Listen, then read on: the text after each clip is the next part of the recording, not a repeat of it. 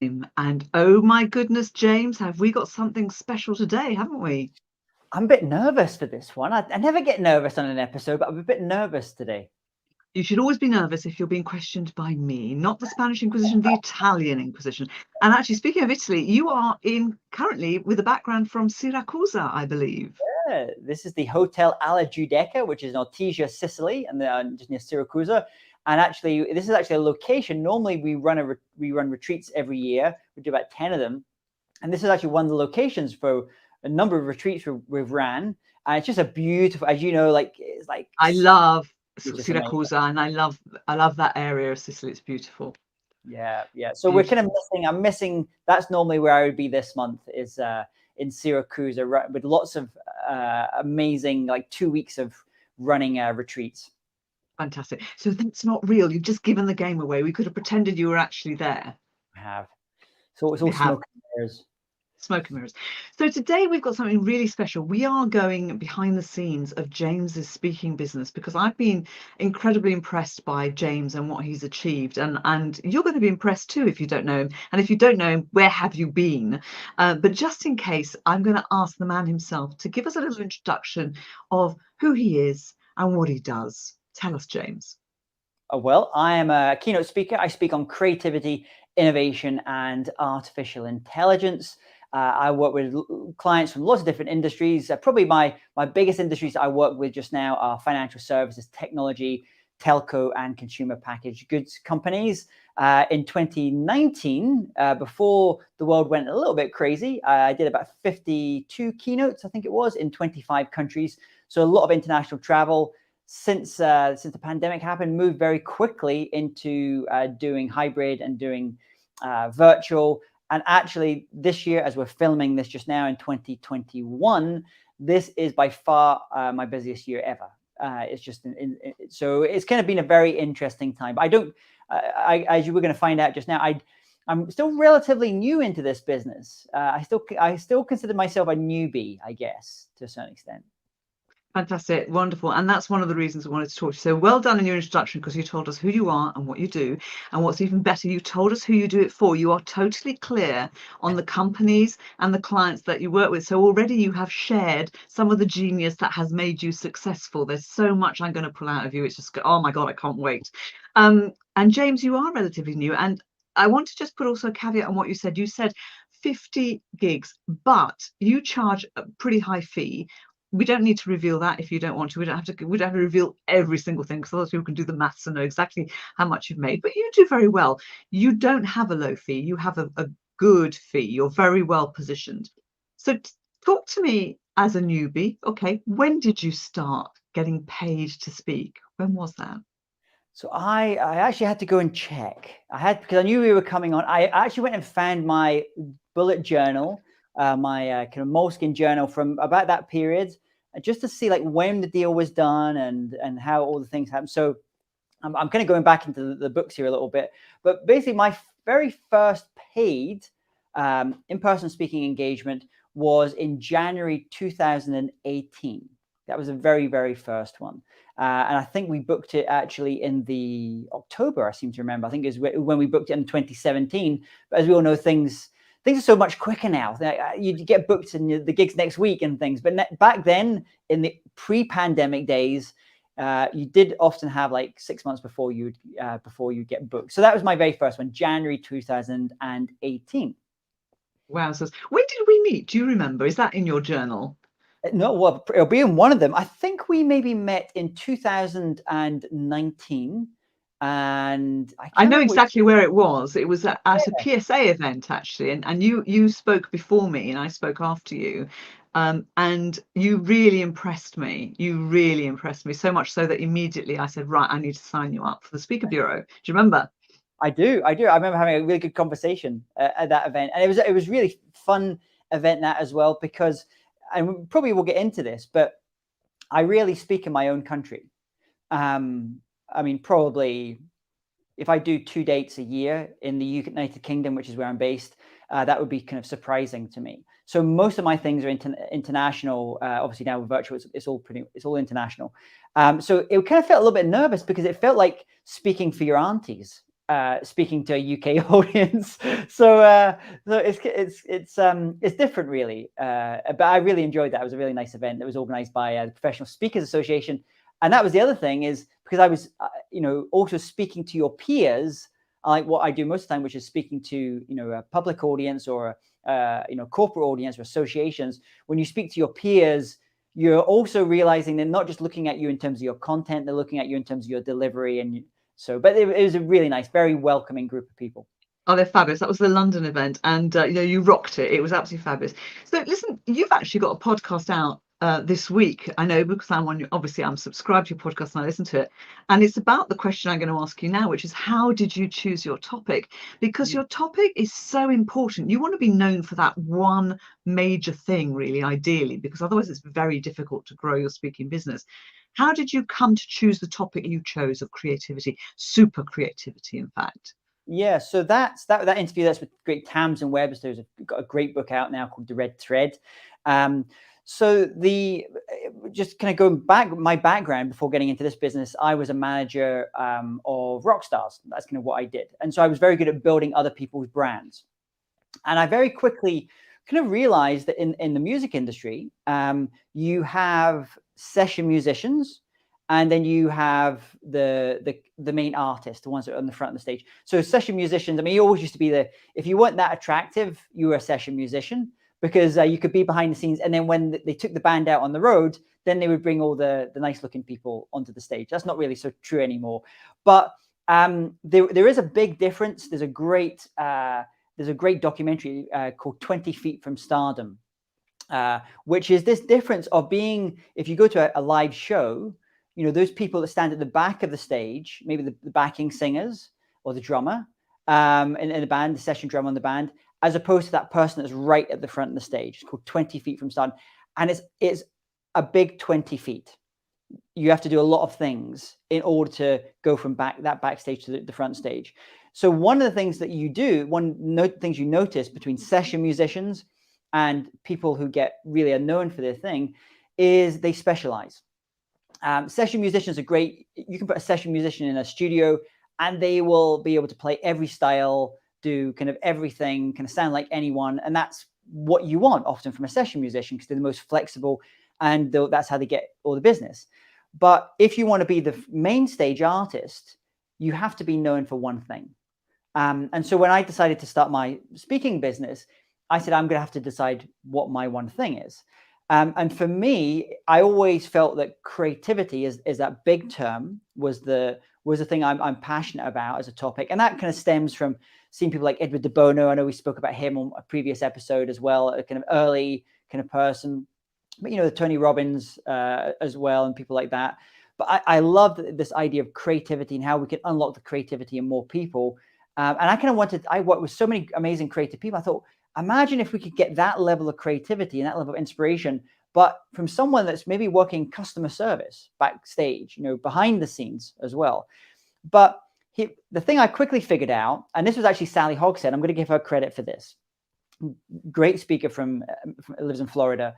And Sally said to me early on, she said, the difference between a creativity speaker and an innovation speaker is $5,000. And she said, you need to figure out, even if your thing is creativity, you need to put a spin on it so it stands out. And for me, the topic I've always been passionate about is around technology, and specifically more recently about artificial intelligence, machine learning. So my spin on creativity is this idea, as you said, super creativity, which is how we can augment our human creativity with exponential technologies like AI, machine learning, robotics, IoT. So it kind of puts me in this kind of Venn diagram of like creativity and kind of technology, future trends stuff, although I'm not a futurist.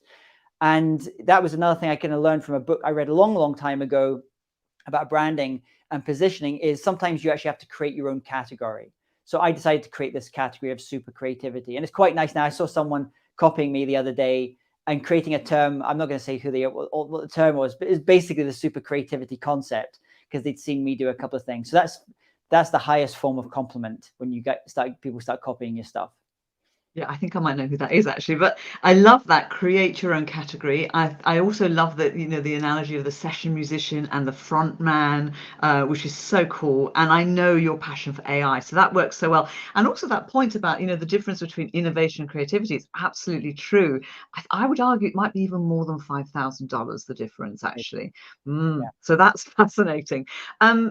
Now, AI, we've mentioned it a couple of times. What struck me when I saw you speak, you did something I had never seen anybody do before, and it might have been done before, but I hadn't seen it. I hadn't seen it. It was at the PSA, and what you did is you used AI to analyze the audience. Mm. And you then told us what the AI had told you about us, and you had used that knowledge to prepare your speech. And that for me was a USP. That was, but also it was an aha moment because everything you said, I'm sitting there, I'm thinking, there's no way it can be accurate. And you said, oh, you're this sort of age group, and these are your aspirations, these are your values, this is what's important to you, this is what you're going to want from the set. And I'm going, yeah, yeah. I thought, wow, I was blown away by that. And you had me because you were talking about us in the audience. We talked about the audience before you even started sharing anything. So you had my attention. Talk us through about this AI that you use to analyze your audience, because it's cool. Yeah, well, I mean, the why of that, I guess, comes from I was doing an event yesterday actually for one of my clients, Bell Canada, a telco company, and one of the executives, the sales executives there, said a phrase to me which really resonated to me. He said, "When you work with a client or a customer, you need to show me that you know me. Show me that you know me," which I love this phrase. And so the next level of that, as speakers, we always do like pre-event calls, and we look into the company that we're speaking for, the association, their industry.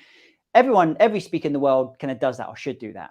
I wanted to take it a few steps further and use some of the technologies you've probably heard from, like Cambridge Analytica we're using, obviously that's not in a very ethical way, but there's this technology is agnostic and we can use it in different ways. So another one of my clients is IBM, and they had a great piece of technology which actually a British guy on their team called Jeremy Waite first introduced me to. And Jeremy Waite he's almost like a storyteller in residence at IBM, or he teaches storytelling to their executives. And what he did is he actually worked with some of the AI team at IBM, and they found a way using some machine learning technology and using Jungian psychology, basically, in terms of how it categorizes you, to mean that I can go to your social media profile or an association's social media, and then what I can do is I can give that to an artificial intelligence, and it will create a psychometric map of that audience or of that person. So I can immediately see what is important to that person. What their needs, what their values, how they think, what their hot buttons are. And in fact, something, if they don't have a social media, really all I need is 1,000 words that someone's spoken or they've written. Maybe they've done an article or done a YouTube video, or they're being interviewed like this. And I just give that to the AI. And it basically creates this psychographic map. So as a speaker, what this allows me to do is rather than just understanding about their industry or their company, I now understand them, or that decision maker in the room, or that audience, in a much deeper level from a psychometric standpoint. So, example here was one I was doing the other day, and this particular audience, they valued trust very highly.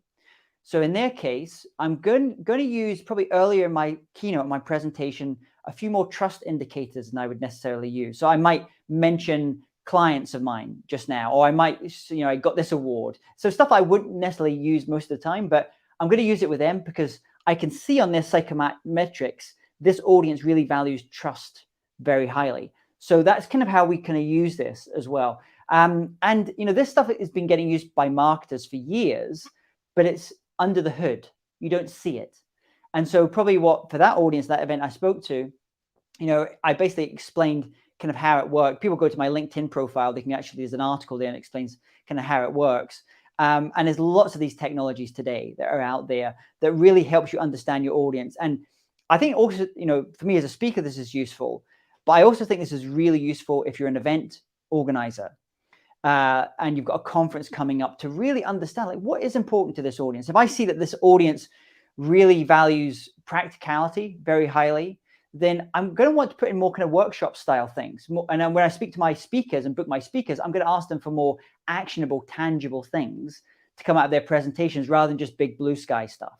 So that's how we use it. That particular one is I was using from IBM Watson, which is their AI, but there's lots of other ones out there that are available now. Yeah, no, loved it. That really made an impact with me, so I liked that. And I'm sure there were other speakers using it out there, but you were the one that explained it and showed it to us. You took us under the hood, if you like. You gave it away a bit. So here's the big question. Let's go to the meaty stuff. How did you set your fee when you started speaking, and has it changed now? Yeah, so what I'm going to tell you now is not what I would necessarily suggest to a speaker. But is what you normally suggest to a speaker now is you put together a rate card and you have it up on your board, and you get very, very good at saying your fee, whatever your fee is, and you get very comfortable with that. I didn't do that. so you didn't talk to me, see? I should have known you. I wish I'd known you at the time. So this is what I did. One of the first inquiries we got, it actually wasn't my first speaking engagement, but it happened a few months after my first speaking engagement. But it got booked, I think, around the October or the September of 2017, I guess, was an inquiry from a client, a company in the Middle East. And we went through all the things, said, oh, we heard, we've seen your work, and we'd like to invite you to come and speak at our conference. This, great. And so we went through all the things. And then they said, and what's your fee? I have no idea what my fee is. So I thought, let me just get back to you. Let me have a think about it. It kind of stalled for time. And then I reached out to a friend of mine who kind of almost acted as a mentor kind of early on and still now actually in my career as a speaker, called Frederick Haren, who's an amazing speaker. And I said, Frederick, what do I say? And he said, oh, James, it's very, very easy. All you say is, so you think of a number in your head, and usually a high number, and you say, this is my fee, but I'm happy, just pay me whatever you paid last year's keynote speaker. So in my case, I just made up a number, $15,000. I think there's a number I made up, plus flights and all the other things. And I said, so my fee is $15,000 plus flights, plus hotels. But just pay me whatever you paid last year's keynote speaker. Now, I did know that their previous keynote speaker was of a certain caliber, so I wasn't kind of going in completely blind, but I didn't really know. And she came back to me and she said, well, that's fine. Said our previous speaker's fee was $10,000 plus flights and hotels and the visa costs. And would you be happy with that then? And I went, yeah, okay. So my very first speaking fee was $10,000 US, which in hindsight, good starting point. Is probably quite a good fee as your first gig. Yeah, no, great. And actually, I like that piece of advice is to say, well, I'm happy to take what your previous keynote, you paid your previous keynote, which is interesting. And of course, you can find out because you can Google them and go onto Speaker Bureau websites and see the fee ranges, because Speaker Bureaus give fee ranges. So you'll have some idea of where they were at. So that's very interesting. The previous speaker was Oprah, though. That's the problem. Oh, that would have been so cool, wouldn't it? That would have been amazing. That's brilliant. I like that. And your fee has gone up since, of course, which you don't need to reveal any further, but we know that. But also what's interesting now, I know, is you include your travel in your fee now, which you didn't do at the beginning. Yeah, and I've kind of gone back and forth. I don't think there's a right or wrong answer to this, actually.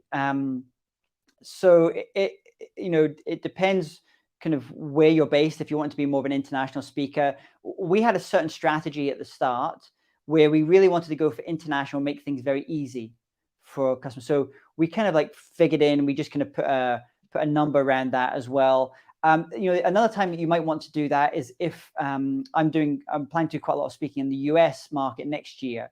And I used to live in California, used to live in America. So it's a market I actually stayed away from early on in my speaking career, but now it feels like it's now time to really focus on that as a market.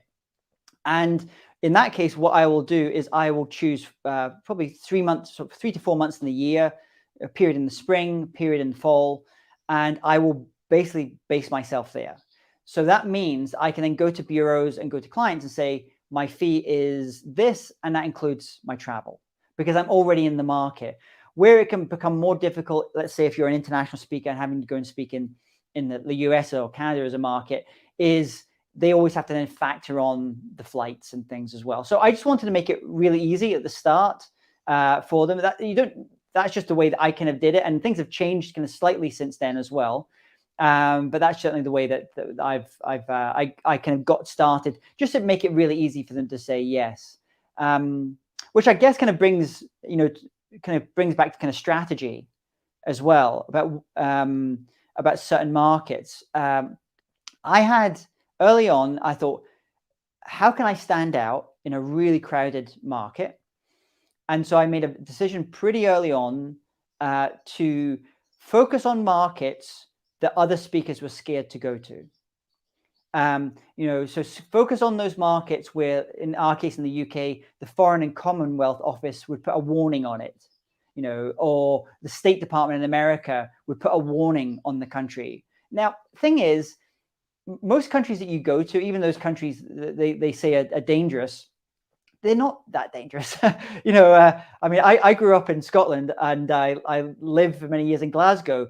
And Glasgow on a Saturday night, I would argue, is probably more dangerous than Beirut, now. So that's kind of where my mindset, and this allowed me to distinguish myself, because most other speakers are going for the big markets. Most other speakers are going for New York, Orlando, Las Vegas, London, Paris, and I didn't do that. So I made a purposeful outreach to more unusual emerging markets, and that was a strategic decision early on.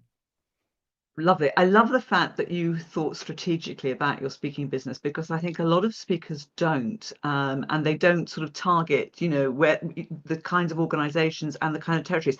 I also think it's incredibly brave for you to go international straight off, and not to stick with one territory, it's a lot easier to get known in one territory. But of course, you've chosen certain industries, which makes it easier, and you've niched your topic, which makes it easier. But the international approach, which is a much harder way to go to start off with, why did you think that? Was that because, as you said, speakers don't normally do that, or did you not realize it was harder? No, I think there was another very selfish reason, is I like travel. I like staying in nice hotels and going to nice places and exploring and meeting interesting people, because for me, my topic is creativity. And core to that for me is travel, being able to explore new places, meet new people, get new ideas, like, oh, wow, look at what they're doing here in South Korea. I wonder if we applied that there to that industry or that country there. So for me, it was as much about a lifestyle as being a speaker as anything else. But then I also really recognize, listen, there's so many phenomenal speakers out there, phenomenal speakers on my topic, that I just wanted to go.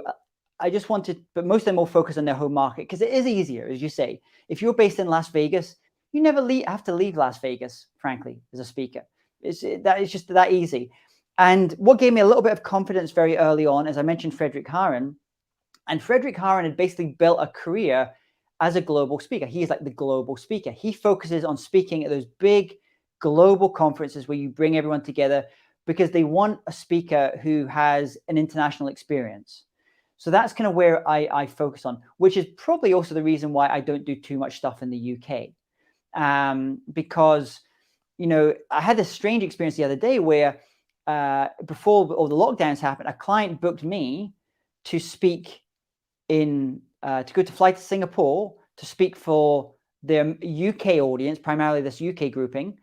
But then they flew a Singaporean, or maybe I think it was maybe a Malaysian speaker, to London to speak to their Singaporean. It just didn't make any sense to me, because it was a hybrid type of event. But it does go to something that I often stress to my members at Speak As You, is this idea of the alien advantage. That's a term that first taught to me by Manoj Vasudevan, who's the #1 Toastmaster, like last year, like a great public speaker, a phenomenal speaker. And he said he never gets booked in India. So he's Indian, never gets booked in India. He gets booked all over the world, because he feels in his own country, you're just not valued as much. So that's kind of what I did. But sometimes I look at people like, we had Jamil Qureshi, I know, on the show a little while ago. And I look at Jamil and I think, what a great life he's got, because he never has to go anywhere. He does speak internationally, but he's got such a strong base in the UK as a market, and he's been able to build that. So if I had to do the same thing again, would I still do the international thing first? Yes, because it's part of me about who I am, global first. And it's very, it's not very, it's, you know, the whole globalization thing now is almost, we're seeing deglobalization, decoupling. But I'm very much at heart, I'm a globalist. So that's kind of where I want to go with it. Fantastic, brilliant. A couple of things I want to pick up on. I love that alien advantage. And actually, it's really true that more often than not, if you are very established in your own marketplace, you will get much lower fees than if you go abroad. And okay, there is the fact that there's a bigger time scale and you've got to factor that in too. So of course you'll get paid more, but you are valued more. It's strange. And going back to the whole international, and you were talking about including travel or going to the territory, which sometimes you've done and sometimes you haven't done. I think it's a very good strategy to include travel. And I remember when I started working years ago in the bureau, and I don't know if he's still based there actually, because I have not worked with him for a while. And although I interviewed him, I should have asked him. I don't think he is. Martin Lindstrom was based in New Zealand, and that puts people off if they're in Europe, because they're thinking the airfare is huge. So he just put it into his fee. He said, this is my fee. And then, of course, if he's then coming to Europe and he's then got other events going on, he gains. And when I was working with Bo Lotto, the neuroscientist, and representing him, we had the same issue, because he was based half the time in Oxford, half the time in New York, and every now and then you would go somewhere else. And I said, listen, let's just do a blanket fee, and if you happen to be local, you gain, and if you're not, you might lose a bit. And it worked incredibly well. It works better with the higher fees, though, not so good if you're a lower fee. So that's brilliant. What does your speaking business consist of now then? So yes, you do keynotes, but I know you do virtual. What are the various products and services you offer? So if we take this through the different product categories, we have keynotes. So those are virtual keynotes or in-person or hybrid keynotes now, and also hologram keynotes. That's something we've been doing more recently. So the keynote side, I would say, is the majority of my business, and that's where my focus is on. But after that, we have workshops. And so these are usually virtual workshops, although I do, when pre-pandemic, I did a lot of live. I did one big one for like McDonald's in Thailand, did a lot of stuff in Latin America, doing a lot of workshop based. I think I did 1 week in Ecuador. I did 4 workshops in a row, back to back. And these are full day workshops. And you're doing it in Quito, which is at the second highest capital in the world. So I was exhausted after doing 4 days of that. So it does require a certain different level of energy that keynotes don't. So virtual workshops. And then after that, we have my MC side, which actually came about during the pandemic. It's not a product I really did before. You and I would do a lot of kind of interviewing. So we feel very comfortable, and, doing virtual was very comfortable for me with keynotes. And some clients just started coming to me, James, we don't want to hire like a big external speaker, but we do need someone to hold this whole thing together and be the voice. So it's quite the way that I do it, I script all of my own stuff. So they come to me almost as a mixture of being that face and being very comfortable doing virtual and being kind of unflappable, with also having the kind of scripting, writing skills and understanding the language of the industry. So understanding in terms of, if I'm emceeing a big artificial intelligence company event, like I did last week, I did two things with an AI company in the middle of the night, because it was for China, and I know the language in that world of AI and machine learning, and so I can have a conversation. We do like the fireside chats and the breakouts, and so I can talk with those CEOs at that level if I need to. So that's been a relatively new, and that's been a great thing. I've really enjoyed doing virtual emceeing, and probably will continue to do that after things start kind of going back to a bit more normality. And then the final part is online courses and memberships, and that's a bit of a strange one, is because I come from that world. When I lived in California, I was responsible for helping create about 30 online academies for different brands and different thought leaders.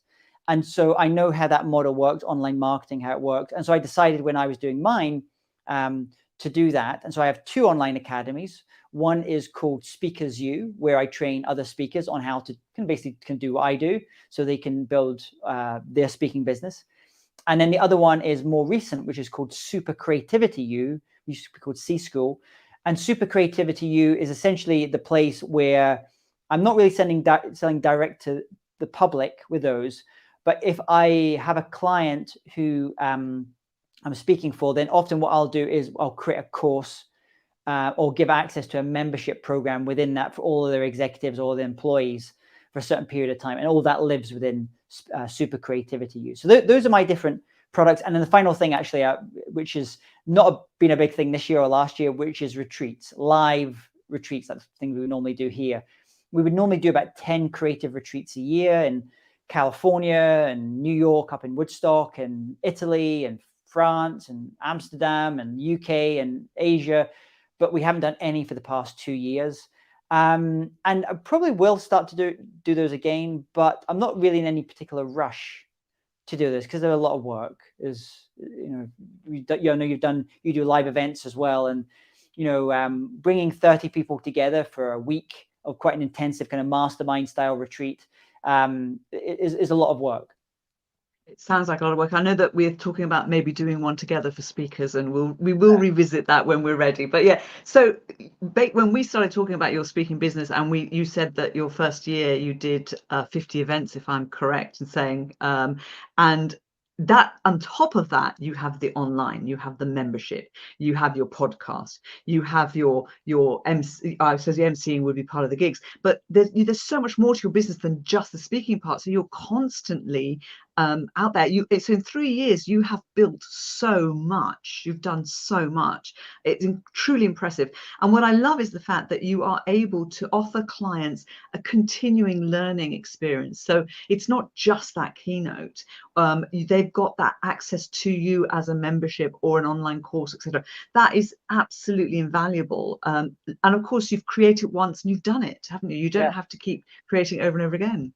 And sometimes, the nice thing about creating courses, sometimes, from a selling your, if your main thing is keynotes or speeches, for example, is I'm always up against 2 other really good speakers, pretty much always. And I always love to know who the other speakers are, and because I kind of secretly celebrate when that 100 grand speaker that I was up against and I get the gig. And even though they're a great speaker, because that's that competitive side of me, I guess. But sometimes when you're selling and you're being maybe compared in some ways, but usually at that level, it's not a kind of an apples and apples thing. It's an apples and oranges thing. So I'm trying to find ways to be distinctive from that other speaker, because they're going to be fantastic as well. If they book the other speaker, they're going to be amazing. I've no doubt about it. So what I will sometimes do is with a client, a prospective client, I will say, this is what I'm going to deliver. I'm going to tailor-made this keynote better than any other speaker you've ever had. So my whole thing is about tailor-making James Taylor, that speech to them, super customized. I go way beyond, I mentioned AI, but I do lots of other things as well. And in addition to my speech, it doesn't just end there, because what we can do is we can give all 1,000 members of your event access to my complimentary online course that goes along with this. Now, in the old days, we used to upsell to books. I don't have a book. I haven't published a book. Yes. The thing you always talk to write a book. So I created courses instead. And I would use courses as a way of dealing with pricing objections as well. And also for the audience, I'm up there on stage for 60 minutes or 45 minutes. There's only so much I can share in that time. And I know a lot of people, myself included, I actually quite like going back and returning to material and going a little bit deeper on things as well. And that's where online courses can be really phenomenal. So that's part of the reason for doing online courses. It's not so much as a front-end sales thing to make money from online courses, but to add, as you say, add more depth to that experience for the client. Fantastic. Absolutely fantastic. Adding more value. Tell me, this is the $60 million question. Where do your bookings come from? Well, I'm going to say where they come from in 2021 as I'm doing them, because it has changed over the years. Because when I first started, I wasn't with any bureaus. no bureau partners.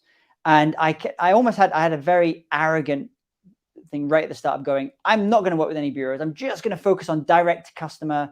Like that's going to be my thing and everything. And then I quickly realized that basically 75% of speaking gigs that pay fees over 15,000 are being done through bureaus. So that was a kind of stupid way of thinking about it at the start. So I've kind of changed my thinking over the years. But now I would say number one is SEO. Really boring, and we pay for SEO tools and we're doing lots of things around SEO. One of the reasons we do so much content is because of SEO, is for doing that. After that, it would have been PPC usually. We've kind of dialed back on the PPC recently because as we're doing this just now in the summer period, so you tend to kind of dial back a little bit in the summer, then pick it back up again for the autumn. And then after that, it's going to be bureaus now. And I work with about 40 different bureau partners. And so there's business comes in from those different bureau partners. And then I would say after that, referrals from probably referrals is maybe a little bit more than that, but maybe referrals is a big thing. And probably 0.00001% comes from social media. I've never been able to, we've had some great guests on talking about social media, how their social media is getting them gigs. And we track everything like ridiculously. Everything is tracked in our CRMs. And very rarely do we see things that have come in because someone's first had contact with us or they've learned about me through Twitter or Facebook or even LinkedIn. It just doesn't. They might build a relationship after that and do some more exploring, but it doesn't come in from that way. That's interesting because that's completely the opposite to Jamil's business, of course, because he does have the bureaus, not as many as you have there, but he does so well on LinkedIn. I can help you with LinkedIn if you want a bit of help on that. But Jamil's personality, I think, works really well on LinkedIn. Because he's kind of got this, he's funny in that sense as well. And I think you kind of have to, push into your strengths and how you like to communicate. And he obviously likes being on LinkedIn. I don't particularly, this is probably streaming just now to LinkedIn, but it's streaming to LinkedIn, say nice things. Yeah. I go through stages of like, yeah, it's okay. But given I would rather just read a book. And I have to be dangerous, but no more. Yeah, you have to do what you enjoy. So that's really fascinating. So SEO, PPC, bureaus, 40 bureaus. I'm going to come back to that. Referrals, I'm sure your referrals are higher up. I really do, because referrals is probably one of the best ones, isn't it, really? And then the social media thing. So there's some opportunities there, I think, on that, but you're busy enough. I want to talk to you about bureaus because it's not easy to get listed with a bureau.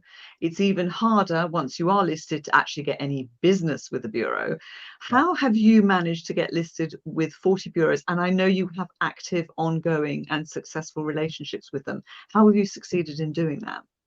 Yeah, so a mixture of different things, really. I think, and probably the big caveat I have to place here is, even though I work with 40 bureaus, you're probably only going to find in an average year that 5 of those will give you any decent number of gigs. So it's not, they're all created equal. So this is the way that I did it. So I mentioned PPC early on. We ran a lot of PPC, but what I would do is, rather than book those dates myself or have a member of the team, look to book those dates on my behalf, I would actually end up channeling them to a bureau. So let's say I had an inquiry that came in and it was in Hong Kong. What I would do is if I didn't have a bureau that I work with in Hong Kong, I would reach out to the bureau and I'd say, hey, we've just received this inquiry from Standard Bank or whoever the client was, about booking me to speak at their conference. Would you like to handle it? Would you like to deal with it? And every bureau is going to go, yeah, absolutely. It's landed. They will, because of your fees. They will, because of your fee level. Yeah. So somebody with a lower fee, you might not get the same reaction, but also you've strategically chosen the right bureaus as well, because that's important too. So yeah, if you choose the right bureau, you're going in with a good fee and you're going in with a good client, as you've mentioned. Absolutely. Absolutely. Yeah. And then what we did is, it was almost like fishing, like throwing out lines and throwing out hooks. I would give 2 to 3 inquiries to each bureau over the course of maybe a year, because we were getting lots of inquiries all the time. And then I would sit back and I would watch, first of all, who could convert, because, I don't want to give inquiries to people that can't actually sell well or can't convert me, and I'm going to say this in the very rare instance that this does happen, where they will try and then move the client from booking me to booking one of their exclusive speakers. It does happen, and I'm not going to say bureau. It's not a very nice thing, and it's happened to me as well. And then the other thing I'm doing is I'm also watching to see if business starts coming back the other way, and so if I start getting inquiries from them, and then once you kind of do that process, you find who the good girls or the good guys are, and you go, actually, I enjoy working with them. Let's just kind of go deeper with that. And so for all of the bureaus we work with, we give them the same things. We give them all of our packs, our case studies. I'm always reaching out to them, like, what else can we do for you? If you've got showcases, if you've got other things going on, all that all the time. We do a monthly newsletter to all the agents, all these different bureaus that we work with. But there's a smaller grouping, I would say about 5 bureaus, that we have a much deeper relationship with.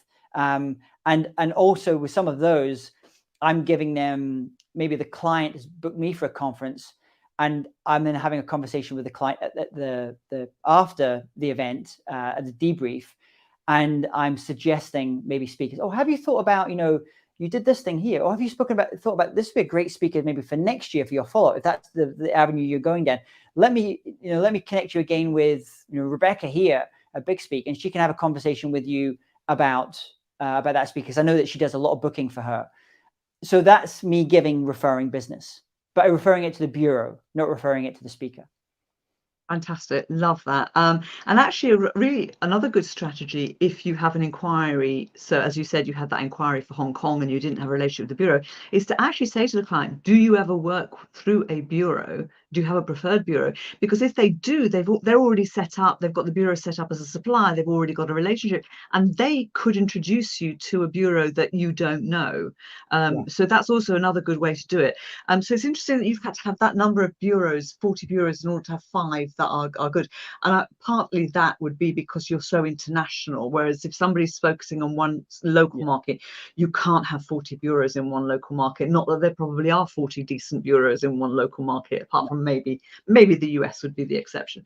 Fantastic. So listen, I've taken lots of your time. I have got a couple more questions I would like to ask you. Would you do anything differently if you had to start over? Would I do anything differently? Apart from having a rate card, maybe. Yeah, rate card would be useful. I might have actually spent even less time on social media, and gone old school. And I think maybe there's also a generational thing we're seeing here as well, where I'm noticing a lot of younger speakers just don't use the phone. And I'm happy to use the phone or jump on video calls and things with people as well, where they would be much happier, like just posting lots of content. And so that's kind of a thing that, if I was to do the whole thing again, I might even go a little bit more hardcore on not being social media. And there's lots of great examples of other speakers. I'm always amazed that I was doing an event the other day with like this, I was the opening and they were the closing keynote speaker, and I was having a conversation, and this is like a really successful speaker, and they just don't do any social media, like nothing, because their thought leadership is so strong. They release a book every 3 years, and it's a brilliantly researched book. So they spend all their time researching their ideas and having conversations behind the scenes. It's all below the line. Nothing's above the line. It's all below the line. So if I was to do that, I would, get an international phone plan with Skype, and just have calls, have conversations. I think it's almost, in some ways, it's a little bit harder now, because as a newer speaker, you don't get maybe as many referrals.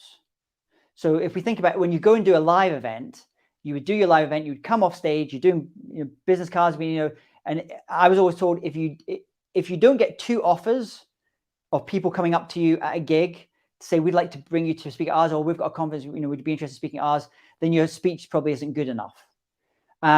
So that bit there, when you make the transition to the referral, I think that's much harder in a virtual space. And so there's some ways I think it's a harder thing for speakers to do, but I don't think I would do anything particularly different. I think it might be a little bit different now doing it in 2021, that I was think much a global speaker. We're seeing a deglobalization, a decoupling. So what I might possibly do is I might choose my side.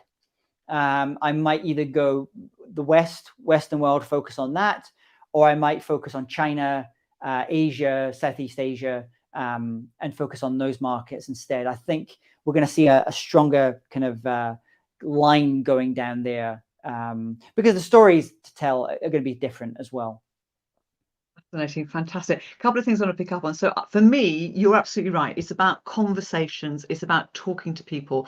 And when I talk to speakers and I try to help them, social media for me is about attracting those people, to engage with them, to have conversations. It's not about putting a ton of content. It's about putting enough content to give you credibility to set up conversations. So totally agree with you. You've got to start talking to people, whether it's on Zoom or on the phone, always. And that's the only way you can build a relationship, is by talking. Absolutely. And then the other thing that you said about having 2 offers after you've come off stage, totally agree with you. If you haven't got somebody coming back to you and saying, I want to use you again, whether it's virtual, whether it's live, it's not good enough. And you can always be better, always. You need to keep working on it. Wonderful. So to finish, actually, on that note, I'll tell you a very funny story. So that first gig that I ever booked, so I had a couple of months in order to write my speech. So I basically sold the speech before I'd ever written the speech. Absolutely. I just had a title and a subtitle, and I was like, okay, I've got a couple months to write. And so this is, I still say this day in, day out, I had to get my reps up and figure out what worked. And the way that I did it is I went and gave, I think, 25 talks to Rotary clubs in Scotland, which is where I live, all local to me. And I remember doing those first few ones and trying material like a comedian, like, oh, that wasn't working. That gets a laugh. Oh, that gets a resonance with the audience. And I remember really strongly, I can tell you where it was. It was at the Invercars Hotel in Dundee. There was an audience of about 200 people. It was a Rotary Club meeting, like a Wednesday afternoon, where you get up and you do your 20 minutes. And I remember coming off the stage or doing my thing and getting 2 business cards from 2 people. People said, we'd like to book you to our conference. And I remember at that point going, I'm finally getting somewhere. My speech is finally starting to get, but that was probably 15 speeches in. Absolutely.